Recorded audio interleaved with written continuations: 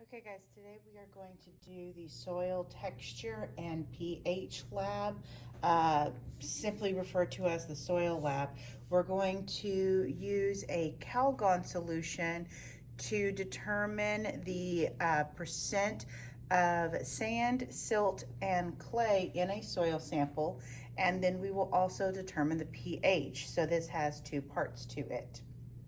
Now, for part one, I have already put in approximately 25 mils of my soil sample. This sample came from a corn farm in Iowa. And so now I'm going to add our Calgon solution up to approximately the 50 mil mark. So I have my Calgon solution. I'm going to add my Calgon solution, which is a 5% Calgon solution, up to approximately the 50 mil mark. I think previously I said the 5 mil mark. I meant the 50 mil mark. Excuse me. And now I am going to take a stir rod. I'm just going to make sure that that is well mixed. Get all the soil saturated. Getting there.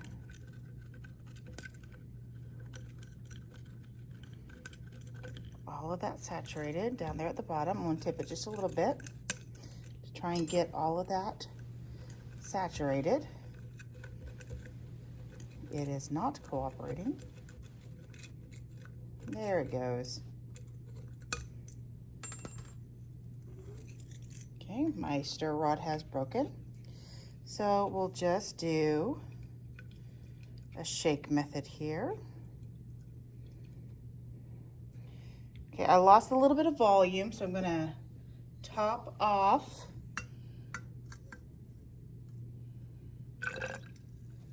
to approximately the 50 mil mark. And now what we're gonna do is we're gonna let that sit for 15 minutes before we do the next stage. So we will come back after 15 minutes has elapsed.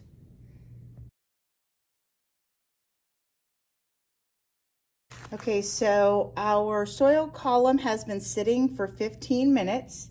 Now what we're going to do is we are going to more thoroughly mix it by inverting this for 10 minutes. So to do that, you're going to take a rubber stopper, place it in the top. Don't shove it down too hard because that can crack the graduated cylinder.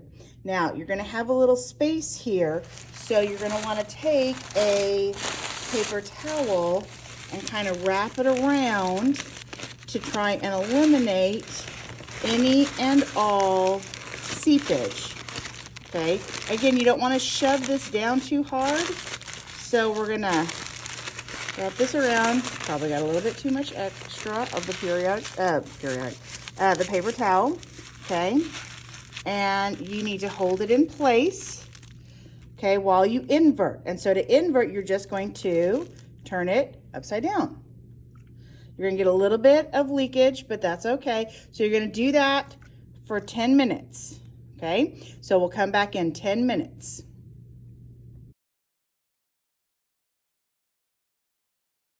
Okay, so after we have inverted for 10 minutes, you can take off the paper towel. You can see you've lost a little bit, but you have a nice, thoroughly mixed column. Now you need to let it set for 24 hours. Come back approximately the same time tomorrow, and you can see the separation of the humus layer and the sand, silt, and clay components. So we'll look at that tomorrow after it has sat for 24 hours.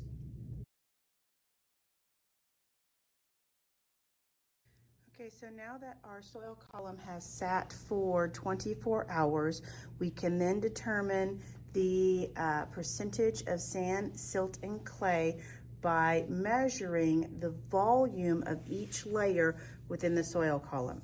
Now I'm going to pre-warn you, these layers are really hard to see. It's not a color differentiation, but more of a texture differentiation. Okay, so in our soil column, you can see a little bit of the humus that is floating at the top. You can see our water layer. Now, starting down at the bottom, this bottom mark is 10 mils. Because of the graduated cylinder, you can't really see the layer, but at 13 mils, there is a texture difference that goes from a rougher texture to a smooth texture. So your sand layer at the bottom takes up 13 mils of this particular graduated cylinder. Then from 13 mils to 19 mils is a smooth texture.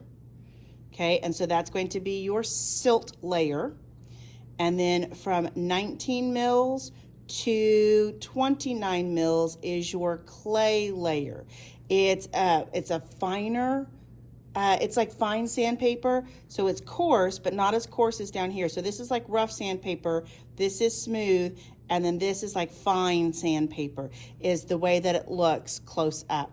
So that's going to be your measurement. So for your sand layer, you're going to have 13 mils. For your silt layer, you're going to go from 13 to 19 mils. And then for your clay layer, you're going to go from 19 to 29 mils. And from that, you are going to calculate your percent sand, silt, and clay, and then determine your soil type using the soil triangle.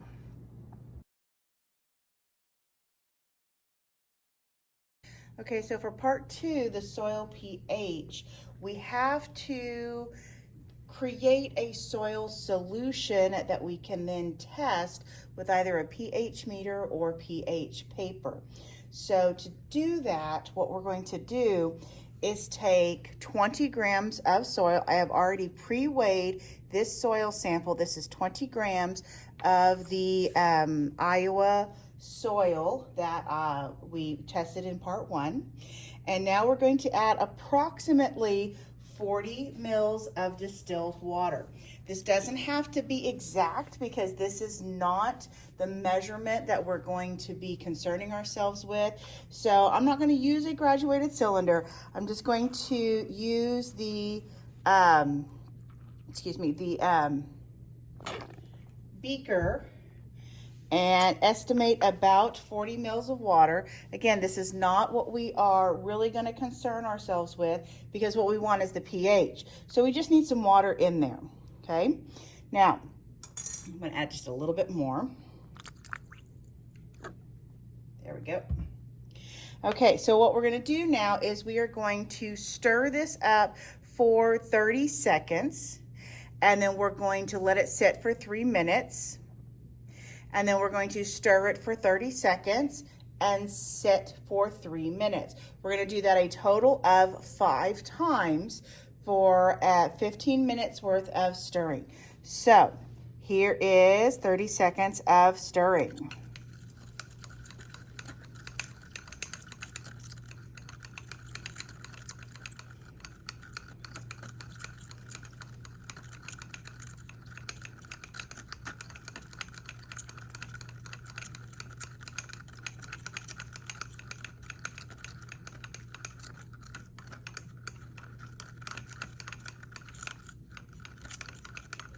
Okay, so that's 30 seconds of stirring. Now we're gonna wait for 3 minutes. I'm going to do that 5 more times, and then we'll come back and we will test the pH.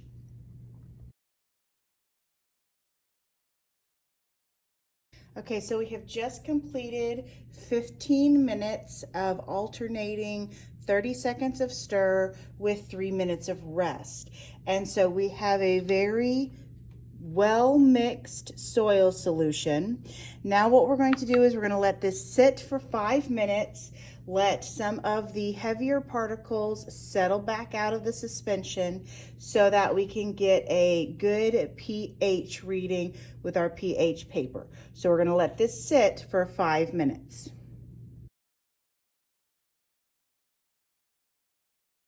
Okay, so now that our soil suspension has sat for about 5 minutes, you can see the layers. You got your organic material up at the top. You have your suspension, and then you have the rest of the heavy soil particulates.